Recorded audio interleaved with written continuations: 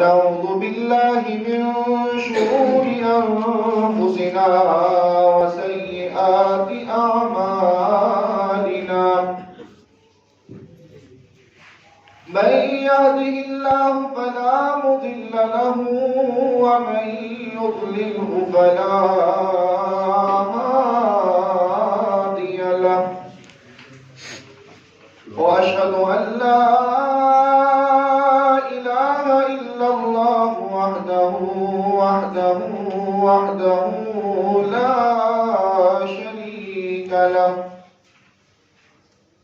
وأشهد أن محمدا عبده ورسوله.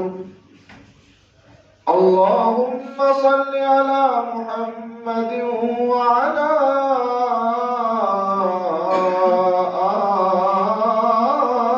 آل محمد كما صليت على إبراهيم وعلى آل إبراهيم إنك حميد مجيد. اللهم بارك على محمد وعلى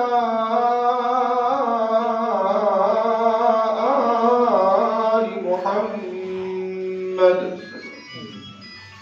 كما باركت على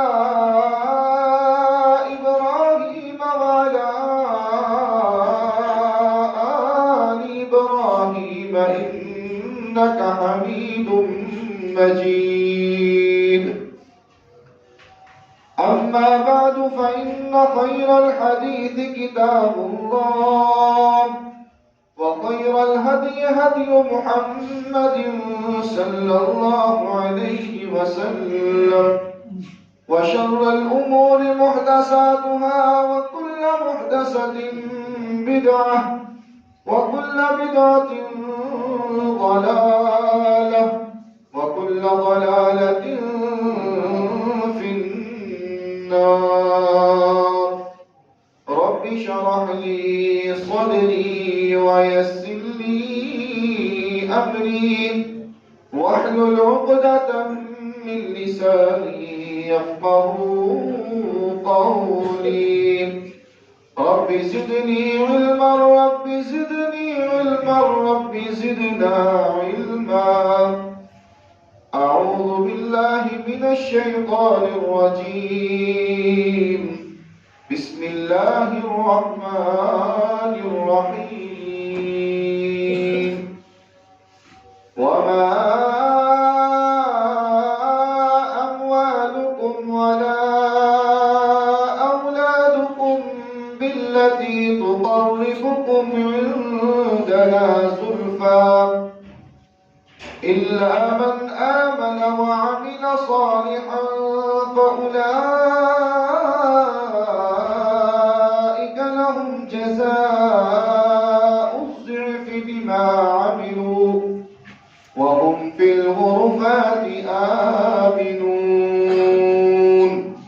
صدق الله مولانا العظيم وصدق رسوله النبي الكريم ونحن على ذلك من الشاهدين والشاكرين والحمد لله رب العالمين. حمد و ثنا، تعریف، تمجید، تقدیس اللہ رب العزت کے لیے جو کائنات کا پالنے والا ہے، خالق ہے، مالک ہے، رازق ہے، داتا ہے، گنج بخش ہے، لجپال ہے، غریب نواز ہے، غوث اعظم ہے، علی کل شیء قدیر ہے۔ درود و سلام آقا دو جہاں، امام الانبیاء، خطیب الانبیاء، امام اعظم، پیر اعظم، رہبر اعظم، مرشد اعظم، امام کائنات، نبی التوبہ، نبی الرحمہ، بشیر نذیر سراج منیر صلی اللہ علیہ وسلم کی ذات اقدس پر ہوں۔ باری تعالیٰ سے دعا ہے کہ اللہ ہمارا یہاں پر آنا، بیٹھنا، سننا، سنانا اللہ تعالیٰ اپنی بارگاہ کے اندر منظور و مقبول فرمائے اور ہم سب کا ذریعہ نجات کا سبب بنے۔ اللہ تعالی ہم سب کو بار بار اپنے گھر کی زیارت نصیب فرمائے۔ دنیا کا طریقہ کار ہے کہ ہر کوئی اپنے قریب صرف اسی کو آنے دیتا ہے جو اس کے ذہن کے مطابق اس کے برابر کا ہو۔ ہم دیکھتے ہیں دوستی کرنی ہو، رشتہ کرنا ہو یا کسی کے ساتھ تعلق جوڑنا ہو تو ہم اپنے ہم پلہ لوگوں کو تلاش کرنا شروع کرتے ہیں۔ اگر کوئی مالدار انسان ہے تو وہ اپنے قریب کسی غریب کو بیٹھنے نہیں دیتا۔ اگر کوئی شخص مالدار ہے تو وہ کسی غریب انسان سے تعلق نہیں جوڑتا، اس کے ساتھ دوستی کرنے کو پسند نہیں کرتا۔ اگر کوئی حسن و جمال والا ہے تو وہ شخص حسن و جمال والے لوگوں کے ساتھ ہی اٹھنا بیٹھنا پسند کرتا ہے، ان کے ساتھ تعلق جوڑنے کو پسند کرتا ہے، ان کے ساتھ دوستی کرنے کو پسند کرتا ہے۔ اسی طرح اگر کوئی ڈگریوں والا ہے، پڑھا لکھا انسان ہے تو وہ ان پڑھ لوگوں کے ساتھ اٹھنا بیٹھنا چلنا پھرنا پسند کرتا نہیں کرتا۔ اگر کوئی عہدے والا ہے، کسی کے پاس عہدہ ہے تو وہ اپنے سے کم تر عہدے والوں کے ساتھ بیٹھنا پسند نہیں کرتا۔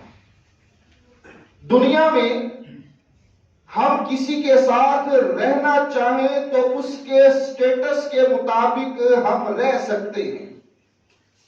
اگر اس کے پاس مال ہے تو مال کما کر، حسن و جمال ہے تو حسن میں اضافہ کر کے، اگر اس کے پاس ڈگریاں ہیں، پڑھا لکھا ہے تو علم حاصل کر کے، ڈگریاں حاصل کر کے بسا اوقات انسان دوسرے انسان کے سٹیٹس کے مطابق برابر پہنچ جاتا ہے۔ لیکن پوری دنیا کائنات میں ایک واحد ہستی ہے جس کے سٹیٹس کے مطابق کوئی بھی نہیں پہنچ سکتا۔ پوری دنیا کائنات میں ایک واحد ہستی ہے جس کے مقام و مرتبے کو کوئی شخص کوئی انسان نہیں پہنچ سکتا۔ وہ ذات ہے میرے اللہ رب العالمین کی ذات۔ وہ میرا اللہ جس کے ہاں یہ دنیا جو ہے ایک ذرے کے برابر بلکہ اس سے بھی چھوٹی ہے۔ میرے اللہ کے ہاں یہ دنیا ایک ذرے سے بھی چھوٹی ہے۔ اللہ کے ہاں یہ دنیا جو ہے اس کی کوئی حیثیت نہیں۔ میرے اللہ کے ہاں یہ دنیا بہت سی حقیر ہے۔ کیوں؟ وہ تو مالک الملک ہے، وہ تو رب العالمین ہے کہ جس نے آسمان کو کھڑا کیا، جس نے زمین کو بچھایا، سمندر میں پانی بھرا اور اس نے درختوں کو بنایا، پہاڑوں کو بنایا۔ وہ میرا اللہ ہے۔ اتنا طاقتور اللہ۔ میری اللہ کی طاقت کا عالم یہ ہے، اللہ رب العزت کی طاقت کا عالم یہ ہے، آپ اندازہ کریں کہ یہ پہاڑ کتنے ٹھوس ہیں، کتنے مضبوط ہیں، یہ درخت کتنے بڑے بڑے اور کتنے مضبوط ہیں، یہ آسمان کتنا مضبوط کھڑا ہوا ہے، یہ زمین کہاں تک پھیلی ہوئی ہے۔ یہ سب کچھ میرے اللہ کی طاقت کا عالم یہ ہے۔ قرآن مجید میں میرے اللہ نے کیا فرمایا؟ وَمَا أَمْرُ السَّاعَةِ إِلَّا كَلَمْحِ الْبَصَرِ أَوْ هُوَ أَقْرَبُ۔ جب قیامت آئے گی نا تو میرے اللہ نے فرمایا کہ یہ بلند پہاڑ، یہ اتنے مضبوط پہاڑ، یہ اتنے مضبوط درخت، یہ سب کچھ آسمان اور زمین میرے اللہ فرماتے ہیں الا کلمح البصر او هو اقرب، کہ انسان آنکھ جھپکتا ہے، جتنا ٹائم اس کو آنکھ جھپکنے میں لگتا ہے اس ٹائم سے پہلے پہلے میرا اللہ ساری دنیا کو تباہ کر دے گا۔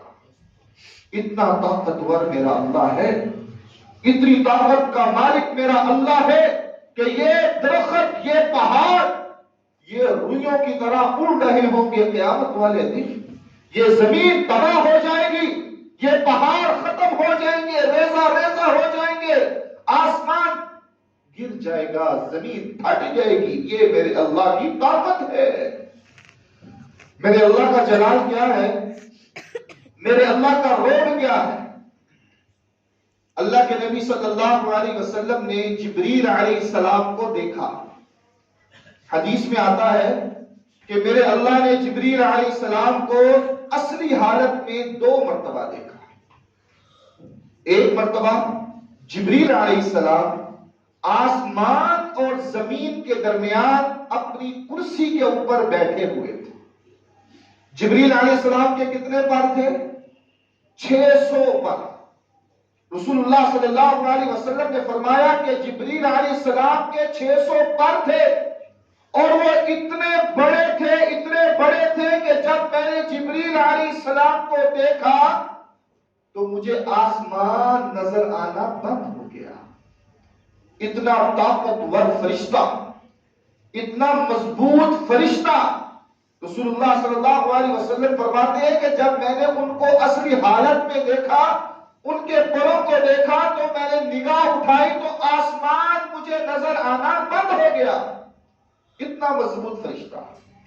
لیکن جب میرے اللہ کوئی حکم دینے کے لیے جبریل علیہ السلام کو بلاتے ہیں تو جبریل علیہ السلام میرے اللہ کے روب کی وجہ سے، اللہ کے جلال کی وجہ سے بے ہوش ہو کر گر جاتے ہیں۔ حدیث کے الفاظ ہیں کہ جبریل علیہ السلام کی حالت ایسی ہو جاتی ہے جیسے ایک بدبودار ٹاٹ کی ہوتی ہے نا، بدبودار ٹاٹ، اس کی کیا حالت ہوتی ہے، اسی طرح جبریل علیہ السلام کی حالت ہو جاتی ہے جب میرے اللہ ان کو حکم دینے کے لیے بلاتے ہیں۔ پھر اللہ کے حکم سے وہ ٹھیک ہوتے ہیں اور میرے اللہ ان کو حکم دیتے ہیں۔ یہ میرے اللہ کا روب ہے، یہ میرے اللہ کا جلال ہے، یہ میرے اللہ کی طاقت ہے۔ ہم حقیر بندے اپنے اللہ کے قریب ہونا چاہیں تو کیا ہم ہو سکتے ہیں؟ وہ تو اتنی طاقت والا ہے، وہ تو اتنے روب والا ہے، وہ تو اتنے جلال والا ہے۔ میرا اللہ کہتا ہے کہ انسان اگر تم میرے قریب آنا چاہے تو تم آ سکتے ہو، اگر میرے قریب ہونا چاہتے ہو تو ہو سکتے ہو۔ یا رب میں تو مسکین ہوں، یا رب میں تو کمزور ہوں، یا رب میں تو کمزور انسان ہوں، یا رب میں تو گناہ گار انسان ہوں، یا رب میں تو خطا کار انسان ہوں۔ اللہ مجھے قریب ہونے کے لیے کون سے عمل کرنا ہوں گے؟ میرے مالک میں تیرے قریب ہو جاؤں مجھے کون سے اعمال کرنے ہیں؟ ما تقرب الی عبدی بشیء، رسول اللہ صلی اللہ علیہ وسلم کی حدیث آپ نے فرمایا ما تقرب الی عبدی بشیء، انسان اگر ایک گٹھ اللہ کے قریب ہوتا ہے تو میرا اللہ ایک ذراع قریب ہوتے ہیں۔ حدیث کے الفاظ، انسان اگر ایک گٹھ میرے اللہ کے قریب ہوتا ہے تو میرے اللہ ایک ذراع قریب ہوتے ہیں۔ اور ذراع کہتے ہیں یہ کونی سے لے کر یہاں تک، اس کو ذراع بولتے ہیں۔ اگر انسان اور زیادہ میرے اللہ کے قریب ہوتا ہے تو میرے اللہ اور زیادہ قریب ہوتے ہیں۔ حدیث کے الفاظ ہیں اگر انسان چل کر میرے اللہ کی طرف قریب ہونا چاہتا ہے تو میرے اللہ اس کی طرف دوڑ کر آتے ہیں۔ ما تقرب الی عبدی بشیء، لیکن شرط کیا ہے کہ آغاز کس کو کرنا ہوگا؟ انسان کو کرنا ہوگا۔ اللہ کا قرب حاصل کرنے کے لیے ابتدا کس کو کرنی ہوگی؟ انسان کو کرنا ہمیں ابتدا کرنی ہوگی، ہمیں آغاز کرنا ہوگا، ہمیں شروعات کرنی ہوگی اپنے اللہ کے قریب ہونے کے لیے۔ کیوں؟ انسان کو کیوں کرنا ہوگا؟ وہ تو بے پرواہ ہے، وہ تو رب العالمین ہے، وہ تو بادشاہوں کا بادشاہ ہے، وہ تو اللہ رب العالمین ہے۔ ہم چھوٹے ہیں، وہ بڑا ہے، ہم فقیر ہیں، وہ غنی ہے، لیکن پھر بھی میرے اللہ اتنے عظیم ہیں، اتنے عظیم ہیں، فرماتے ہیں کہ اگر انسان ایک گٹھ میری طرف آئے گا تو میں 2 گٹھیں اس کی طرف بڑھ کر آؤں گا۔ لیکن شرط کیا ہے؟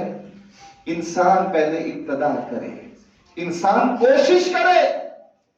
آج دنیا کی طرف دیکھیں، اگر ہم کسی کے پاس جائیں تو وہ پیچھے ہٹ جاتا ہے، ہم کسی کے قریب ہوں تو وہ پیچھے ہٹ جاتا ہے۔ آج کسی عہدیدار انسان کے پاس جائیں اور اس کے سامنے ہم اپنی غربت کا اظہار کریں، اپنی بیماری کا اظہار کریں، اپنی محتاجگی کا اظہار کریں، اپنی پریشانی کا اظہار کریں تو وہ پیچھے ہٹ جاتا ہے۔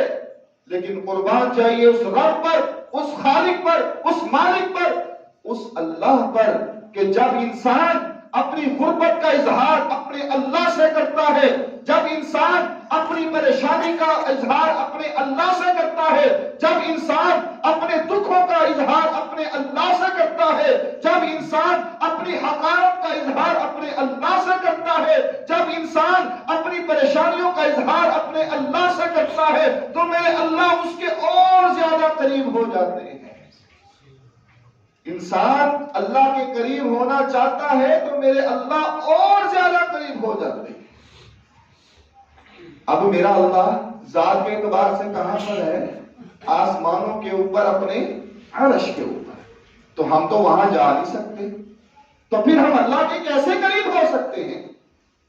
ہم اللہ کے مقرب بندے کیسے بن سکتے ہیں؟ تو اس کے لیے ہمیں چند اعمال کرنے ہوں گے۔ اگر ہم ان اعمال کو اپنائیں گے تو یقیناً ہم اللہ کے مقرب بندے بن جائیں گے، اللہ ہمیں اپنا قریبی بنا دیں گے۔ تو ان میں سے پہلا کام، اتق المحارم تکن اعبد الناس، حرام کاموں کو چھوڑ دو، میرا اللہ تمہیں دنیا میں سب سے بڑا عبادت گزار انسان بنا دے گا۔ اتق المحارم تکن اعبد الناس، حرام کاموں کو چھوڑ دو، میرا اللہ تمہیں پوری دنیا میں لوگوں میں سے سب سے زیادہ عبادت گزار انسان بنا دے گا۔ لیکن شرط کیا ہے؟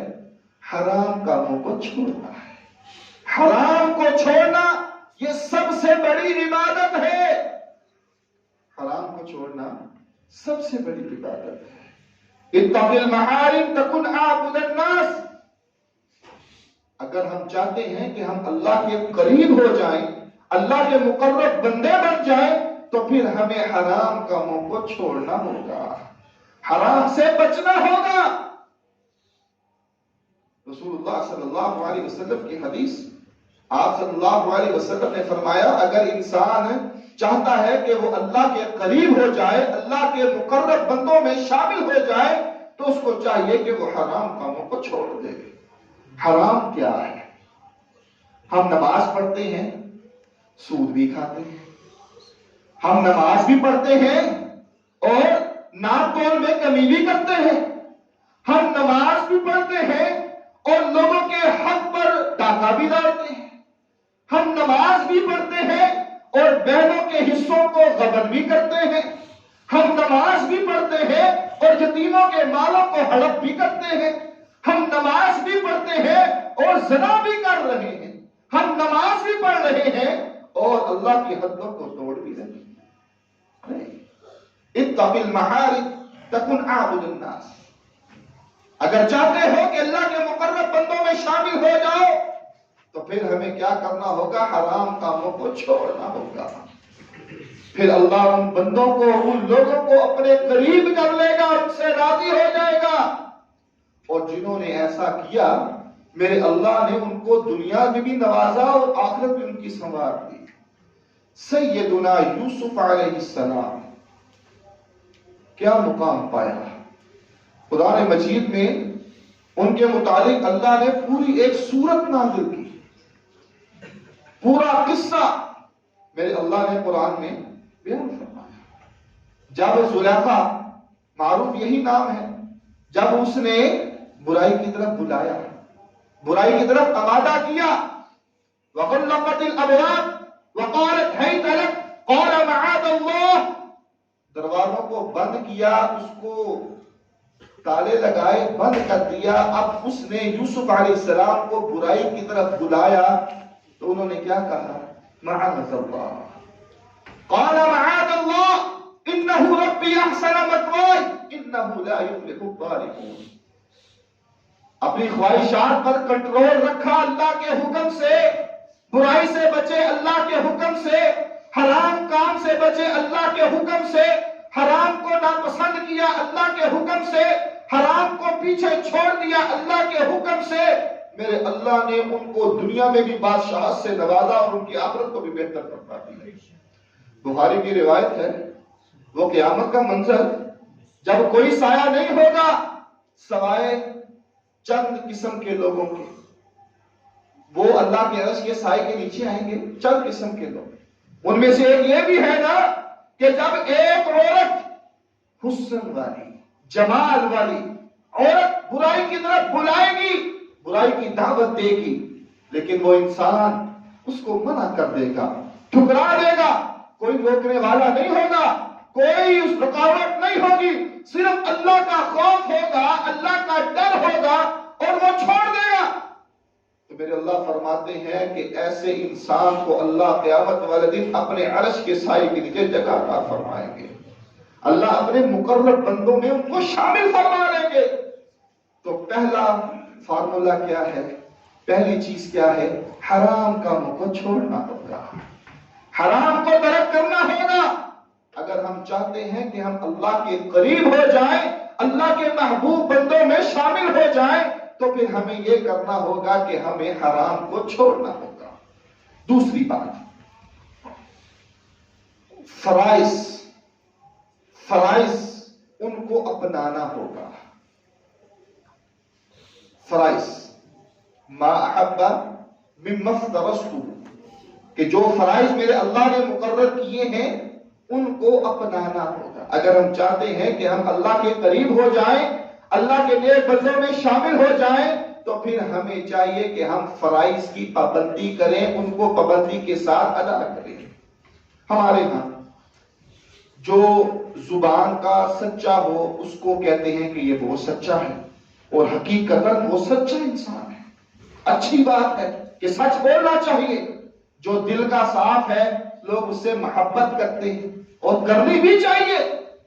جو آنکھوں میں حیا رکھتا ہے، جس کی آنکھوں میں حیا ہے، لوگ اس کو بھی اچھا سمجھتے ہیں. بالکل اچھا سمجھنا چاہیے. یہ ساری نیکیاں ہیں، اچھے کام ہیں، لیکن ان جیسی ہزاروں نیکیاں ایک طرف اگر انسان فرائض کو پورا کر رہا ہے تو یہ نیکیاں اور وہ فرائض جو ہیں وہ انسان کو اللہ کے قریب کر دیں گی. اور اگر وہ ہزاروں نیکیاں انسان کرے لیکن فرائض کو چھوڑ دے، فرائض کو پورا نہ کرے، تو وہ اللہ کے قریب انسان کو نہیں کر سکتا. انسان اللہ کے قریب نہیں ہو سکتا. وہ فرائض کیا ہے؟ وہ 5 فرائض جو ہر مسلمان پر فرض ہے اور ہر مسلمان کو پورے کرنے چاہیے. رسول اللہ صلی اللہ علیہ وسلم نے جن کے متعلق فرمایا وہ کیا ہے؟ توحید و رسالت، نماز، روزہ، زکوٰۃ اور حج. اگر اللہ نے استطاعت دی ہے، طاقت دی ہے. لیکن آج ہم فرائض میں بھی غفلت اختیار کر رہے ہیں، فرائض میں بھی سستی ہے. نماز بس ٹھیک ہے، روزہ 100 بہانے ہیں، زکوٰۃ اگر فرض ہے تو ڈنڈی مار رہے ہیں، یا تھوڑی دے دی یا آدھی دے دی یا بالکل نہیں، یا کوئی ایسا ہیلا بنا لیا کہ بس بڑے بڑے ہیلے آج ہمارے معاشرے میں آ چکے ہیں کہ بس زکوٰۃ سے بچا جائے، مال نہ نکالنا پڑے. لیکن اگر ہم چاہتے ہیں کہ ہم اللہ کے قریب ہو جائیں، اللہ کے مقرب بندوں میں شامل ہو جائیں، تو پھر ہمیں یہ چاہیے کہ ہم فرائض کی پابندی کریں. اور ہم میں سے ہر انسان یہ چاہتا ہے، ہر انسان کی یہ تمنا ہے، ہر انسان کی یہ آرزو ہے کہ وہ اللہ کے قریب ہو جائے، اللہ کے مقرب بندوں میں شامل ہو جائے.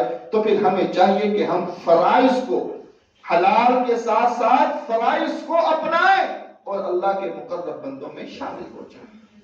تیسرا حکم، فرائض کے ساتھ ساتھ نوافل. فرائض کے ساتھ ساتھ نوافل.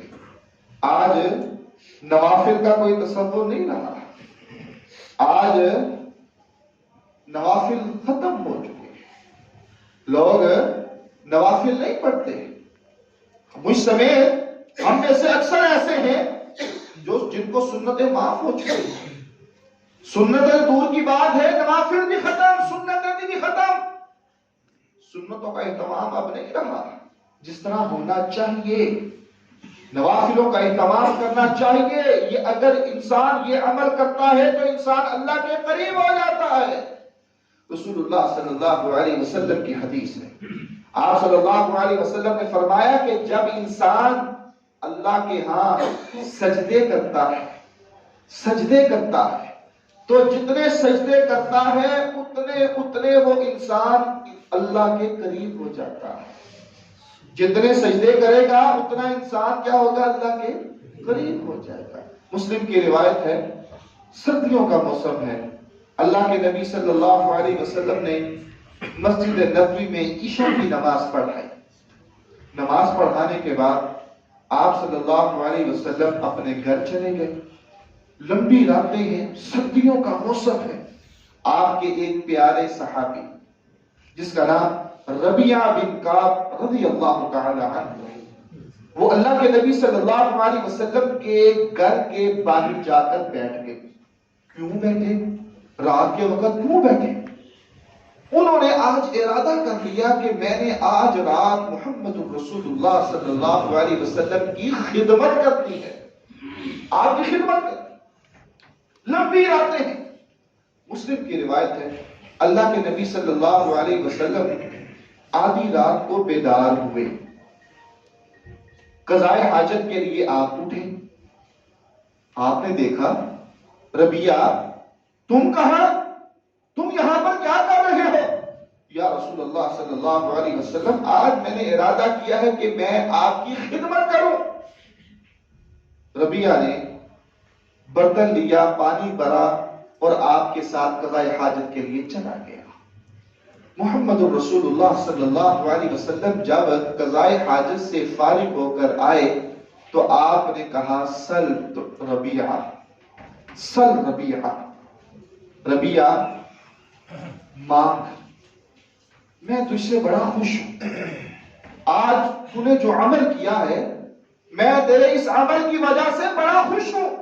ربیعہ مانگ جو تو مانگنا چاہتا ہے. میرا اللہ اس وقت آسمانی دنیا پر آ چکا ہے. بتا، جو تیری تمنا ہے، آرزو ہے، خواہش ہے، مجھے بتلا، میں اللہ سے تجھے لے دوں. مجھے بول. سن ربیعہ، ربیعہ سوال کر. یا رسول اللہ صلی اللہ علیہ وسلم، مجھے صرف یہ چاہیے کہ جب میں جنت میں جاؤں تو مجھے آپ کا قرب چاہیے. جنت میں جاؤں تو آپ کا ساتھ چاہیے. جنت میں جاؤں تو وہاں بھی آپ کی خدمت کروں. انہوں نے مال نہیں مانگا، عہدہ نہیں مانگا، شہرت، دولت، پیسہ، روپیہ نہیں مانگا. کہا، یا رسول اللہ صلی اللہ علیہ وسلم، میری تمنا ہے کہ جب ہم جنت میں جائیں تو اللہ مجھے آپ کا پڑوسی بنا دے. ربیعہ، یہ تو ہو جائے گا، یہ تو ہوگا، بتلا، اور مانگ، اور مانگ. یا رسول اللہ صلی اللہ علیہ وسلم، جب اللہ مجھے یہ مقام عطا کر دے تو اس کے بعد میری اور کوئی تمنا ہی نہیں ہے. یا رسول اللہ صلی اللہ علیہ وسلم، اس کے بعد میری اور کوئی خواہش ہی نہیں ہے، میری اور تمنا ہی نہیں ہے. بس یہی دعا ہے کہ اللہ اس کو قبول کر لے اور مجھے یہ مقام مل جائے۔ آپ صلی اللہ علیہ وسلم نے فرمایا ربیہ پھر تو ایسے کر، کام کر لے، یہ کام کر لے، میرا اللہ تجھے یہ مقام عطا کر دے گا۔ وہ کیا ہے؟ ربیہ تو نفل پڑھا کر، زیادہ سے زیادہ نفل پڑھا کر، میرا اللہ تجھے جنت میں میرا پڑوس عطا کر دے گا۔ سبحان اللہ۔ آج ضرورت اس بات کی ہے کہ ہم ان چیزوں کا اہتمام کریں۔ یہ نفل جو ہے یہ انسان کو بہت بڑا کر دیتے ہیں، بہت بلند کر دیتے ہیں۔ یہ نفل اور خاص طور پر نماز تہجد، تہجد کی نماز جو ہے یہ بہت اہمیت کی حامل ہے۔ آج تو ہمارے ہاں تہجد کا تصور ہی نہیں رہا، ہمارے ہاں تو نماز فجر کا بھی تصور ختم ہو چکا ہے۔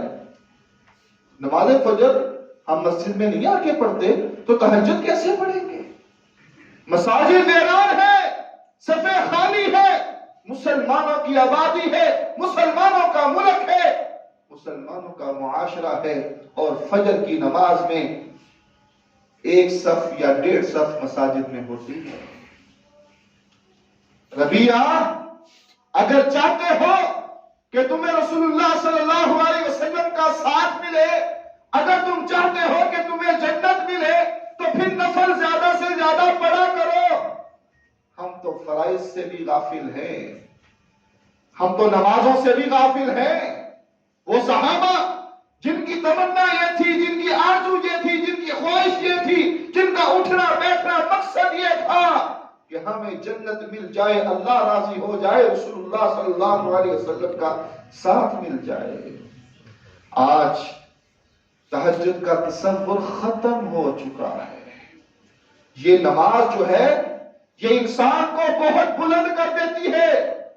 وہ مشہور حدیث ہے کہ ہر رات تہجد کے ٹائم، رات کے آخری پہر، میرے اللہ جو ہیں وہ آسمان دنیا میں آ جاتے ہیں اور پھر پکارتے ہیں، آواز لگاتے ہیں، ہے کوئی بیمار، ہے کوئی بیمار جس کو ڈاکٹروں نے لا علاج قرار دے دیا، ہے کوئی بیمار جس کو شفا نہیں مل رہی، ہے کوئی بیمار جو پریشان ہے کوئی بیمار جو نا امید ہو چکا ہے، آئے مجھ سے مانگے، سوال کرے، میں اس کو شفا دے دوں۔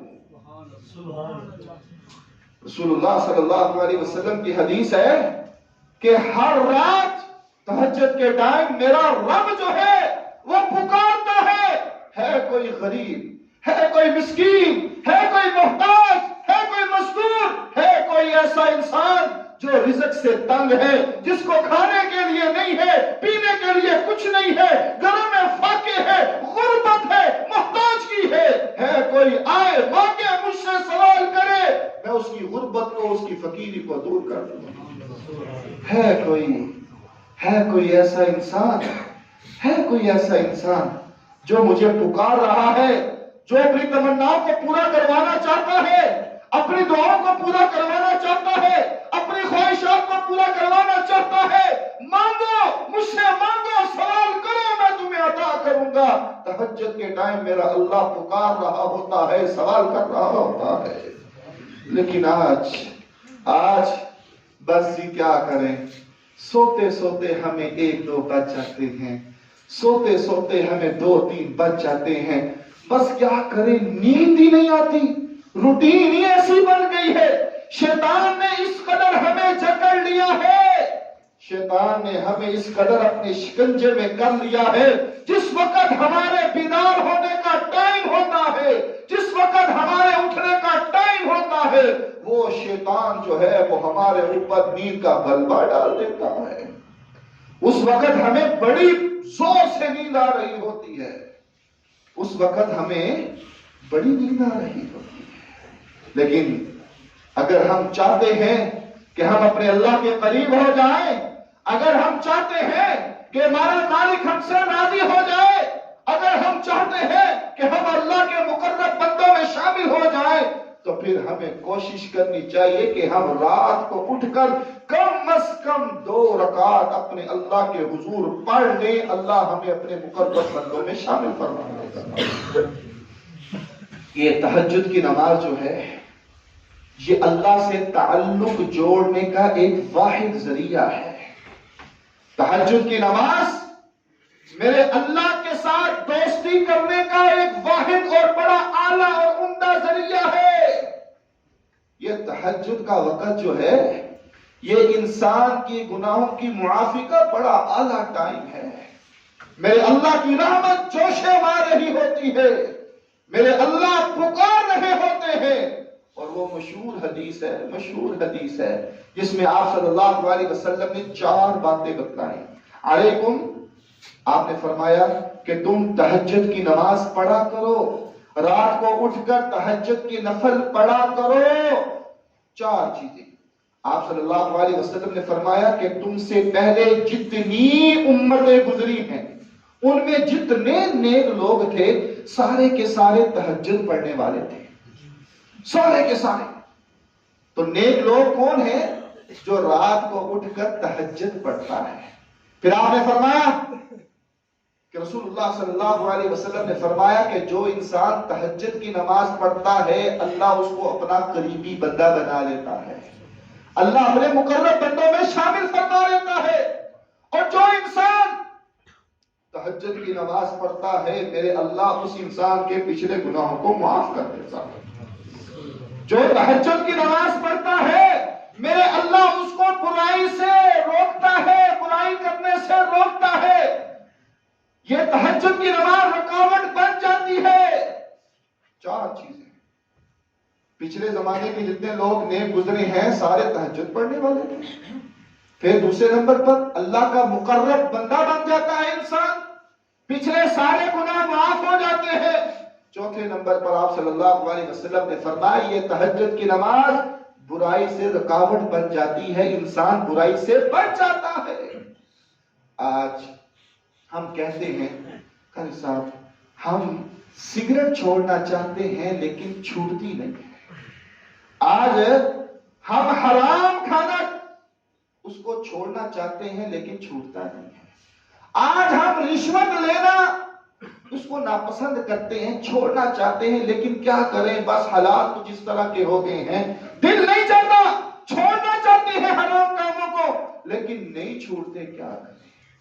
رسول اللہ صلی اللہ علیہ وسلم کا فرمان حق ہے, سچ ہے.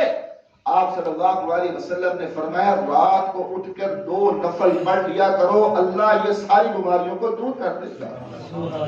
وہ حدیث اپنے ذہنوں میں رکھیں. اللہ کے نبی صلی اللہ علیہ وسلم کے دور میں ایک انسان نیا مسلمان ہوا. ایک صحابی نے آگے شکایت کر دی, یا رسول اللہ صلی اللہ علیہ وسلم یہ انسان جو مسلمان ہوا ہے نا رات کو تو یہ تہجد پڑھتا ہے اور دن کے ٹائم یہ چوریاں کرتا ہے.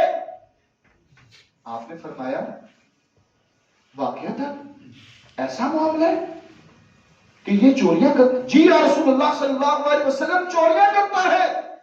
آپ نے فرمایا میرے صحابی تو اس بات کی گارنٹی دیتا ہے کہ یہ رات کو اٹھ کر 2 نفل تہجد کی نماز پڑھتا ہے, رات کو اٹھ کر تہجد کی نماز پڑھ؟ جی یا رسول اللہ صلی اللہ علیہ وسلم بالکل پڑھتا ہے.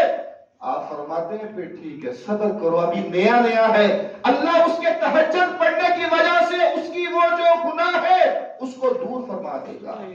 ایک وقت آئے گا کہ وہ بیماری اس سے چھوٹ جائے گی, ایک وقت آئے گا وہ گناہ اس سے چھوٹ جائے گا. کس وجہ سے؟ تہجد کی وجہ سے, تہجد کی نماز کی وجہ سے. اور آج ہم اپنا محاسبہ کریں, آج ہم دیکھیں کہ ہم کس کیٹیگری میں ہیں. تو اگر ہم چاہتے ہیں کہ اللہ کے مقرب بندوں میں شامل ہو جائیں تو پھر ہمیں رات کو اٹھ کر اپنے اللہ کے حضور کھڑا ہونا ہوگا. کم از کم 2 رکعت مختصر سی پڑھ لیں, نہ لمبے قیام کریں. اللہ کے بندوں کم از کم 2 رکعت اٹھ کر اللہ کے لیے, صرف اللہ کو راضی کرنے کے لیے اگر آپ یہ عمل کر لیں گے تو میرا اللہ آپ کی زندگی میں, آپ کی طبیعت میں ایسی تبدیلی لائے گا کہ آپ جو ہیں اپنے آپ کو ہلکا محسوس کریں گے. اللہ کے نبی صلی اللہ علیہ وسلم کے غلام جن کا نام کیا تھا؟ صوبان رضی اللہ تعالی عنہ. آپ نے ان کو آزاد کر دیا، لیکن وہ کہتے ہیں یا رسول اللہ صلی اللہ علیہ وسلم جب تک اللہ نے آپ کو زندگی دی ہے میں آپ کا غلام ہی بن کر رہوں گا، میں نہیں جانا، میں آپ کے پاس ہی رہوں گا. ان سے کسی تابعی نے پوچھا صوبان تم نے تو اللہ کے نبی صلی اللہ علیہ وسلم کے پاس بڑا عرصہ گزارا ہے، بڑا ٹائم گزارا ہے، تو ہمیں کوئی ایسا عمل بتلاؤ کہ ہماری دنیا بھی بہتر ہو جائے اور اللہ ہمیں جنت میں داخل کر دے، ہماری دنیا بھی بہتر ہو جائے اور اللہ جنت بھی عطا کر دے. اب صوبان خاموش ہو گئے اور اس تابعی کی شکل دیکھنے لگ پڑے، انتظار کر رہے ہیں، سوچ رہے ہیں کہ اس انسان نے فارمیلٹی کے لیے سوال کیا ہے یا واقعتاً اس کو اس بات کا احساس ہے، یہ پوچھنا چاہتا ہے اس بارے میں کہ انسان کون سا ایسا عمل کرے کہ اللہ اس کی دنیا بھی بہتر کر دے اور آخرت بھی بہتر کر دے، اللہ اس کو جنت میں داخل کر دے. تھوڑی دیر کے بعد صوبان کہنے لگے اللہ کے بندے اگر تم چاہتے ہو کہ تمہاری زندگی بہتر ہو جائے، دنیا کے معاملات بہتر ہو جائے اور اللہ تمہیں جنت میں داخل کر دے، تو پھر رسول اللہ صلی اللہ علیہ وسلم کی حدیث ہے، آپ نے فرمایا کہ جو انسان نوافل پڑھتا ہے، نوافل پڑھتا ہے، نوافل پڑھتا ہے، اللہ اس انسان کے ایک سجدے کے بدلے میں اللہ اس کے